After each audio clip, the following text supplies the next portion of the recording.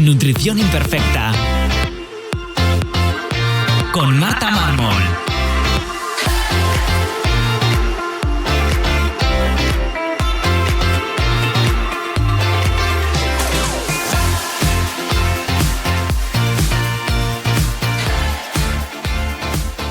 Bienvenidos a Nutrición Imperfecta, un lugar para aprender a cuidarte y empezar a ver la nutrición como una aliada que te ayudará a encontrarte mejor y a volver a disfrutar de la comida como antes.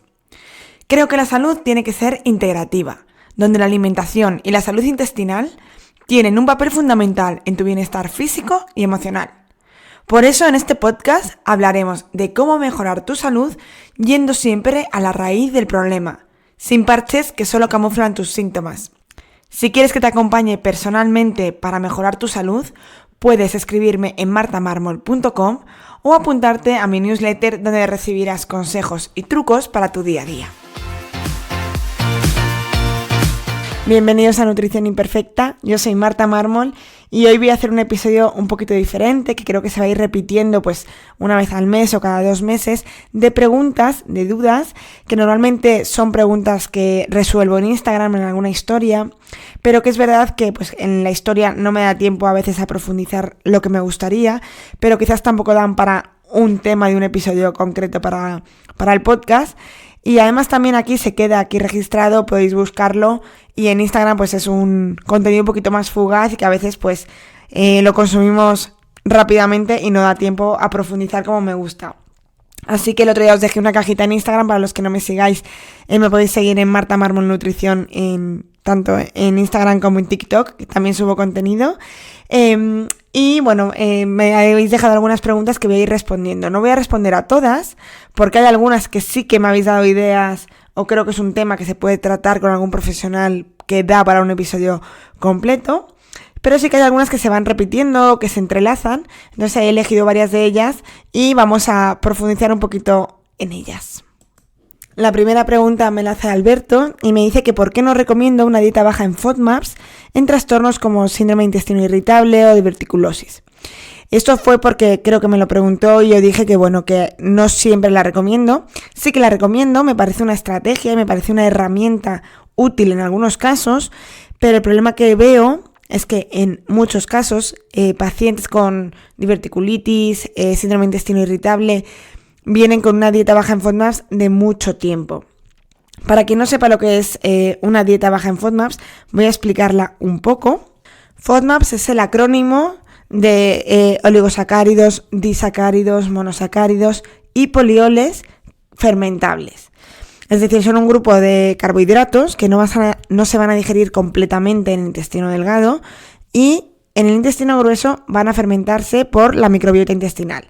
Hasta aquí todo normal. De hecho, estos alimentos que son, como luego veremos, muchas frutas, verduras, legumbres, algunos granos, son beneficiosos porque esa fermentación en el intestino grueso nos va a dar unos ácidos grasos de cadena corta que son muy beneficiosos para nosotros. El ácido butírico, propiónico, el acetato, estos tienen además capacidad antiinflamatoria y son muy buenos. El problema es cuando, pues por alteraciones digestivas o por un trastorno funcional digestivo, generan síntomas. Y estos síntomas que generan pues suelen ser hinchazón, distensión, dolor abdominal, incluso muchas veces pues alteración en la motilidad, que puede ser estreñimiento o diarrea. De hecho, en el episodio 58, cuando hablo con Carlos González sobre el sobrecrecimiento bacteriano, sobre el SIBO, cuando hablamos de la parte nutricional del tratamiento del SIBO, hablamos de este tipo de estrategia, de una alimentación baja en FODMAPs. Lo que se hace es que durante un tiempo, de 4 a 6 semanas, se retiran esos alimentos ricos en FODMAPs, pues muchas frutas, verduras. Por lo tanto, hay que tenerlo en cuenta para siempre aportar frutas y verduras, aunque sean más bajas en FODMAPs durante este tiempo. Se retiran eso durante 4 o 6 semanas para mejorar los síntomas. Mientras, yo siempre digo que es una muleta, mientras tratamos de base pues el resto de problemas que hay. Si hay un sobrecrecimiento bacteriano, pues que se haga tratamiento antibiótico, ya sea con antibiótico alopático como con herbales. Nos sirve como estrategia, ¿no? Como muleta para evitar esos síntomas tan molestos.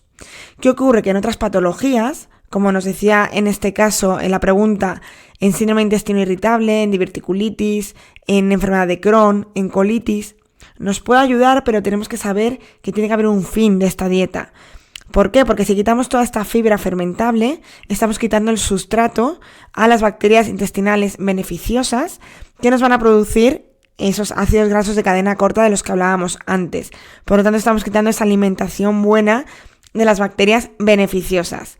Así que sí que podría ser una estrategia, yo la uso, pero sabiendo que al tiempo vamos a empezar a reintroducir, observando tolerancias, porque dependiendo del paciente, dependiendo de cada persona, pues va a tolerar algunos FODMAPs, porque dentro, como hemos dicho, son una mezcla de oligosacáridos, de sacáridos, monosacáridos. O sea, habrá pacientes que toleren bien unos y otros no. Entonces, en la segunda fase, hemos dicho que hay una primera fase de retirada, en la segunda fase es de reintroducción, se van reintroduciendo poquito a poco, en pequeñas cantidades, cada uno de estos azúcares, para ver pues cómo reacciona nuestro cuerpo, si hay distensión abdominal, tolerancia. Y eso es lo que yo recomiendo, sobre todo en sobrecrecimiento bacteriano es fácil, que es retirar y luego reintroducir, pero en patologías más a largo plazo, no recomiendo una dieta baja en FODMAPs como estrategia general y a largo plazo. La siguiente pregunta la hace Liz y me pregunta por la intolerancia a la lactosa y la relación que tiene con una posible infertilidad o búsqueda de embarazo.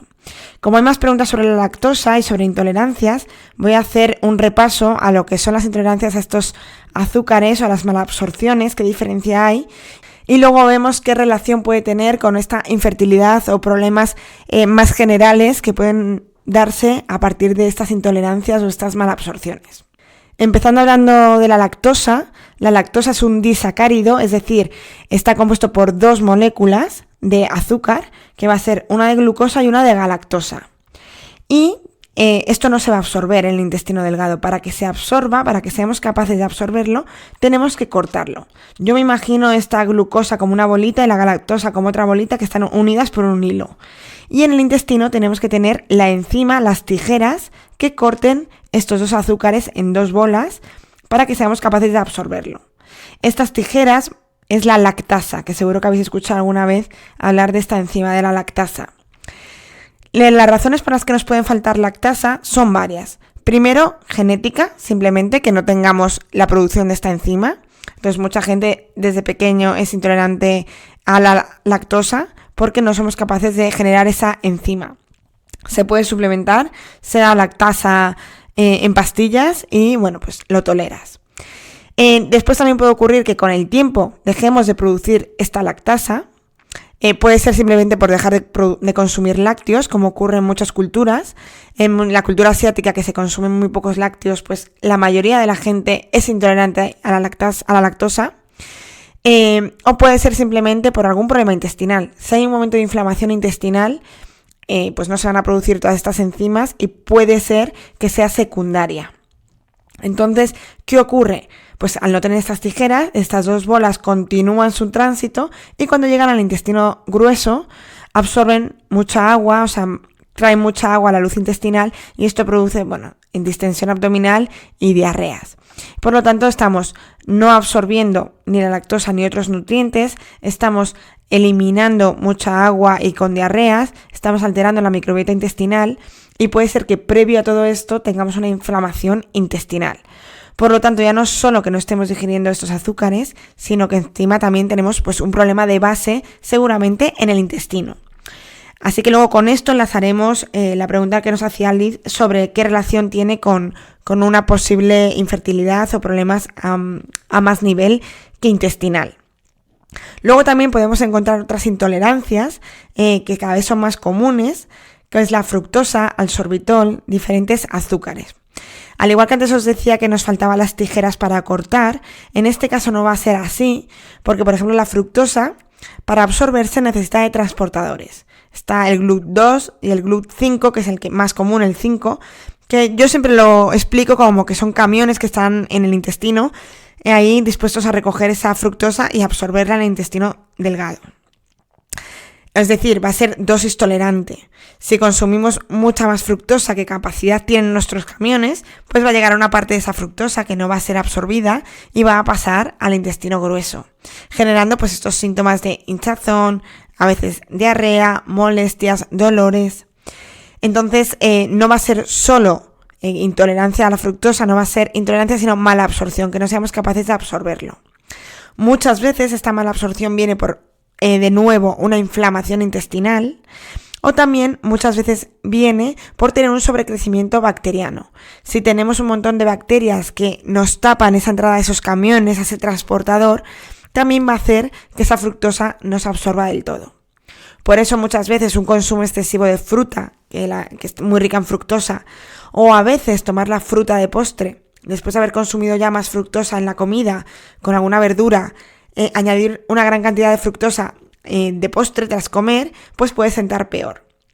En este caso habrá que ver tolerancia y ver pues qué ocurre de base para mejorar esa tolerancia a azúcares.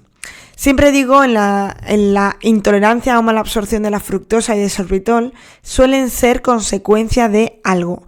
Es cierto que existe la mala absorción a la fructosa genética, pero esto ya nos lo diagnostican de pequeños. Cuando es algo que ya nos ha ocurrido de mayores, que es la gran mayoría, suelen ser pues consecuencia a algo y por lo tanto es reversible o por lo menos parcialmente reversible.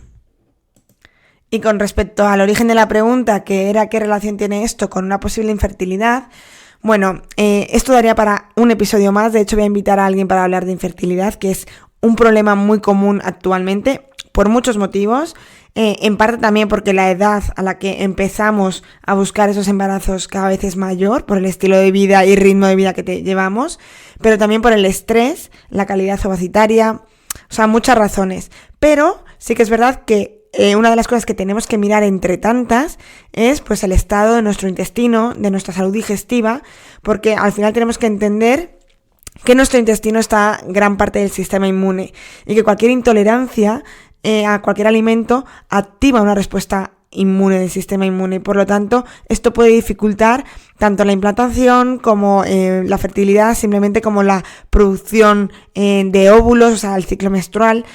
Por lo tanto sí que habría que observarlo y mirarlo, pero bueno, entre tantas cosas, como te digo, y siempre recomiendo que se haga de forma acompañada, sobre todo por no ir dando palos de ciego en algo que además genera mucho estrés y además, pues como hemos dicho antes, aumentar estrés en estas condiciones pues no es nada beneficioso. Y aunque ya sabemos que la celiaquía no es una intolerancia, que esto lo hablé en el episodio con Dani sobre celiaquía, sino que es un problema autoinmune, sí que, por ejemplo, aquí tiene mucha relación con personas que a lo mejor tienen abortos de repetición, habría que mirar, pero bueno, esto creo que le vamos a dedicar un episodio completo porque tiene mucha amiga y muchas peculiaridades que podríamos tener en cuenta. En la siguiente pregunta, una chica me pregunta por las infecciones tanto de orina como de cándidas recurrentes.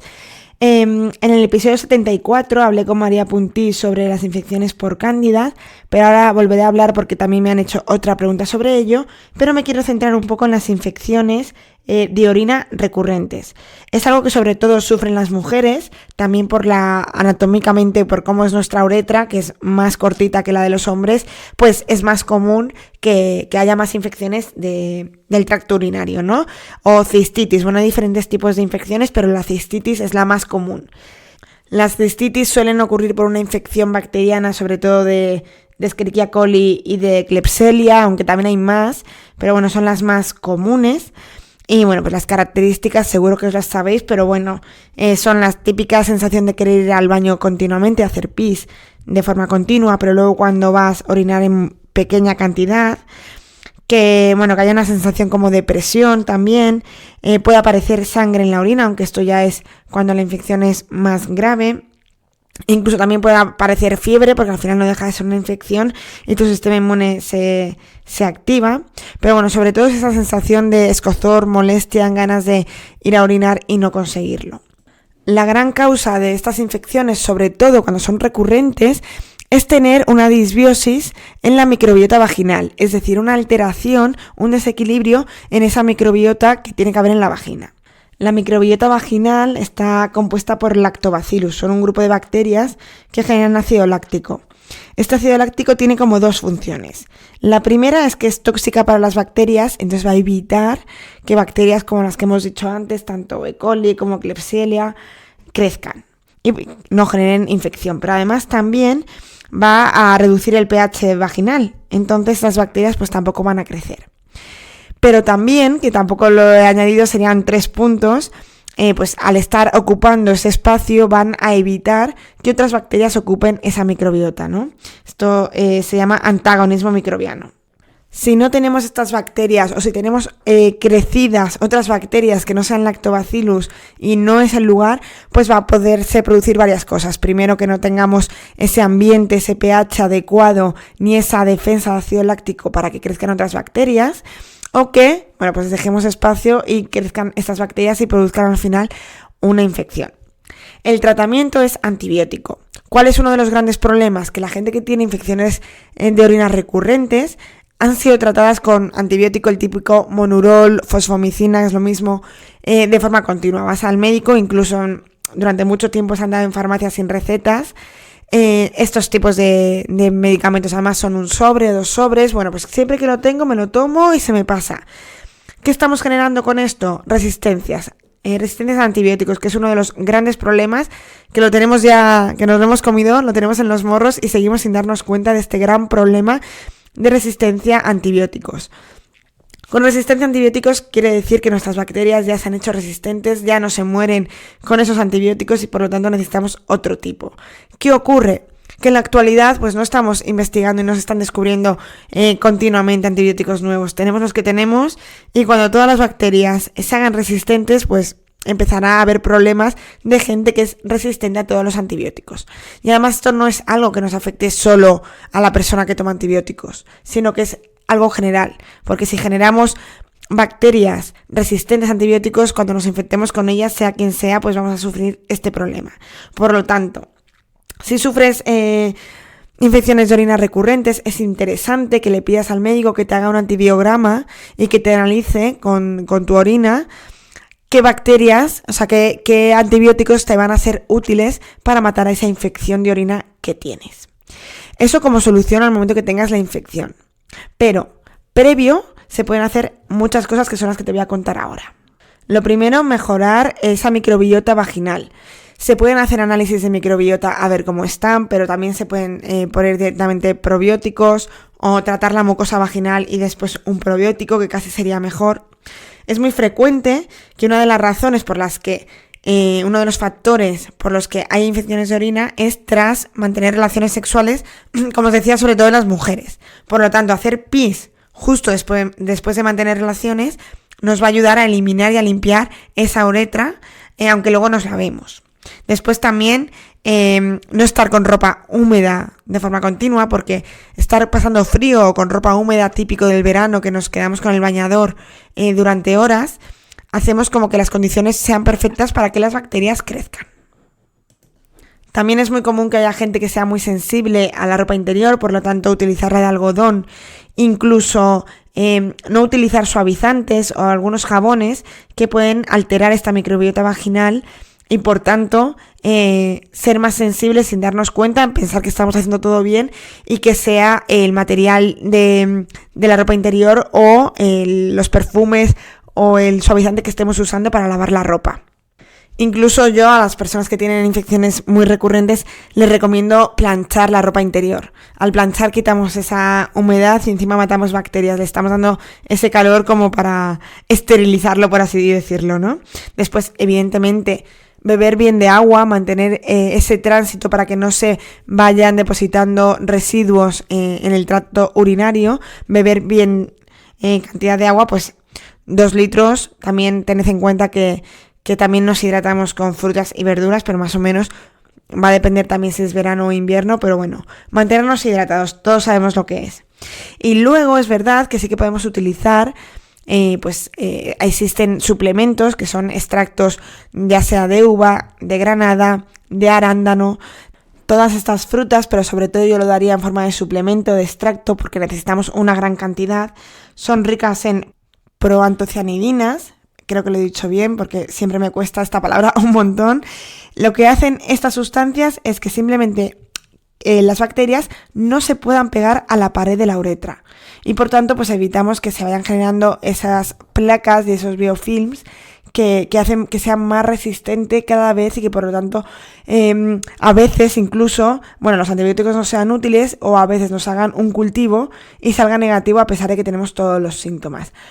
Con las infecciones por cándida ocurre algo parecido, ¿no? Tenemos esa microbiota o esas condiciones, aquí ya más incluso intestinal, porque la cándida también vive en el intestino y muchas veces es el reservorio que hace que luego haya cándida vaginal.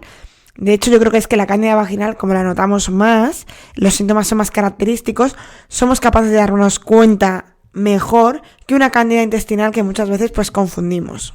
Muchas veces la cándida intestinal pues pensamos que es hinchazón por otra cosa, que son ganas de dulce y de carbohidrato pues por tener ansiedad por la comida. Hay muchas cosas que son difusas y que no son tan características como eso, como un picor vaginal o un flujo diferente que sí que notamos mucho más. Y enlazando otra de las preguntas que me pusisteis el otro día, me preguntaba una chica cómo volver a la normalidad tras una dieta anticándida. Como ya os digo, como hablé en el episodio con María Puntí, hablamos de que en una dieta para la cándida, yo no soy muy pro dieta anticándida como única herramienta, sino como volvíamos antes, igual que con la dieta baja en FODMAPs, como una muleta y una ayuda, pero no podemos pensar que vamos a conseguir erradicar la cándida solo por dejarle de dar, sobre todo, alimentos ricos en carbohidratos, ¿no? Como se suele hacer. Una dieta para cándida se reducen algunos carbohidratos, sobre todo los simples, azúcares, también se reducen algunas levaduras, algunas verduras como las espinacas o las acelgas, los champiñones, pero es más una muleta, una ayuda a la vez que se hace el tratamiento, tanto para tratar ese biofilm, esas resistencias que hay, como para tratar los hongos y repoblamos ese intestino con más bacterias. ¿Cómo volver a la normalidad? Pues es que quizás la normalidad que teníamos antes no hay que volver a ella, porque como siempre ocurre cuando hacemos un tratamiento para digestivo, si volvemos exactamente a lo que hacíamos antes, volveremos a generar el mismo ambiente que ha creado esa infección y que ha dado pie, ese caldo de cultivo que ha dado pie a la situación en la que estás ahora. Por lo tanto, volver a lo que hacías antes no hay vuelta si quieres curarte. Si te refieres a cómo reintroducir, pues ir reintroduciendo alimentos poco a poco, viendo tolerancia, observando muy bien cómo nos sienta y cambiando esos hábitos que nos han llevado a donde tenemos el problema. Siempre hay que encontrar el origen. Yo insisto mucho en consulta de encontrar qué situación, tanto de estrés, de poco descanso, de alimentación, de comer muy rápido, de comer desequilibrado, nos ha llevado a tener, pues en este caso cándidas, en el caso que sea pues una disbiosis, un sobrecrecimiento, incluso parásitos. Entonces no hay que volver. Eso sí, yo es que nunca quitaría todos los hidratos de carbono, me parece innecesario. Sí que tener una alimentación equilibrada. Yo siempre digo como el plato de Harvard, ¿no?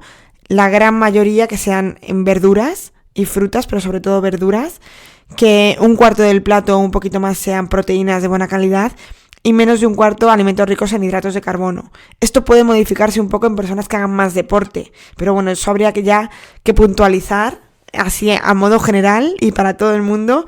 Este plato nos sirve, y lo que os he dicho, luego todo acompañado de una buena grasa, que esa grasa puede venir en las proteínas, ya sea pescado azul, en los lácteos que sean enteros, en los huevos, o pues el aceite de oliva que usemos, aguacate, frutos secos, aceite de coco, aceitunas. Con esto, con esas proporciones, que muchas veces es lo que más falla, o sea, no hay que quitar de consumir arroz, sino que hay que consumirlo en la cantidad adecuada y proporcionada y bien acompañado de verduras y de proteína.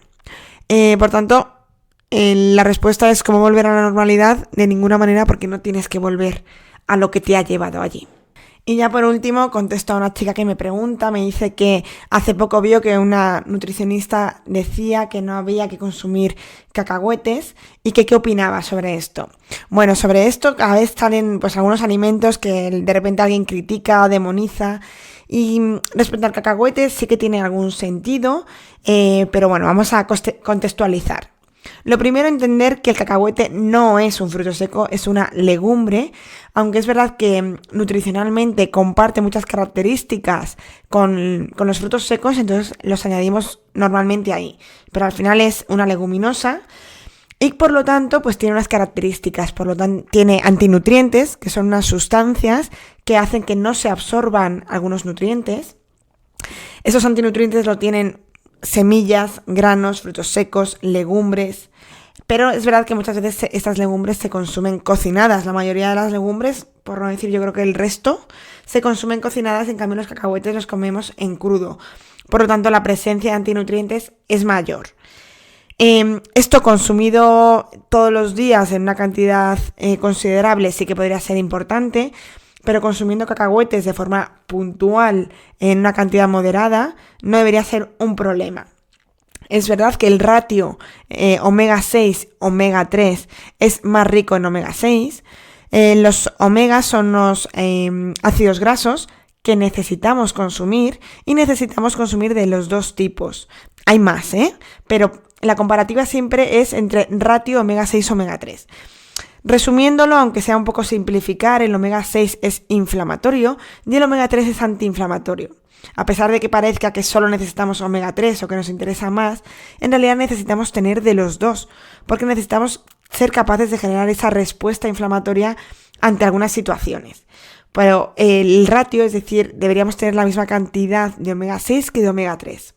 Por el tipo de alimentación que llevamos, este ratio está bastante desequilibrado y consumimos muchos más alimentos ricos en omega 6, por los productos que consumimos ricos en aceites vegetales, ya sea pues de girasol, de colza, de algodón, de palma. Y en cambio pues el omega 3 que lo encontramos más pues en pescados azules, pero también en frutos secos como nueces o semillas de chía, de lino, pues está más reducido. Por lo tanto, en este caso el cacahuete nos aportaría más omega 6, lo que podría parecer de forma puntual que no sea tan beneficioso, pero volvemos a lo mismo. ¿Cuánto cacahuete consumes? ¿Con qué frecuencia? Yo sí que es verdad que daría más prioridad a frutos secos como nueces, almendras, avellanas, incluso anacardos, nueces de Brasil en algunos casos, pero no potenciaría tanto el consumo de cacahuete. Pero de forma puntual no habría problema. Es cierto que también en algunos casos los cacahuetes, al igual que otros cereales, por ejemplo el maíz, son muy ricos en aflatoxinas, unas toxinas generadas por los hongos, y entonces en algunos casos sí que es necesario retirar el consumo, pero ya te digo que esto sería en personas muy puntuales en las que viésemos algún problema de estos y no para población general. Así que espero haberte contestado al consumo de cacahuetes o no. Yo daría prioridad a otras cosas, pero tenemos que recordar que no comemos solo por lo que nos aporta nutricionalmente los alimentos, sino porque comer te tiene que producir placer, gusto, adherencia y muchas más cosas que aparte que nutrientes. Y hasta aquí voy a dejar las preguntas de hoy. Me ha gustado mucho hacer así un episodio variado que creo que volveré a hacer. Hay algunas preguntas que no he respondido, algunas porque no me ha dado tiempo, otras porque creo que merecen más tiempo, incluso invitar a alguien a hablar sobre ese tema. Pero iré haciendo esto pues con una frecuencia que aún no lo sé, pero a lo mejor una vez al mes o cada un poquito más, para poder responder a todas esas preguntas que os surgen de una manera un poquito más detallada y detenida. Así que te espero en el siguiente episodio aquí en Nutrición Imperfecta.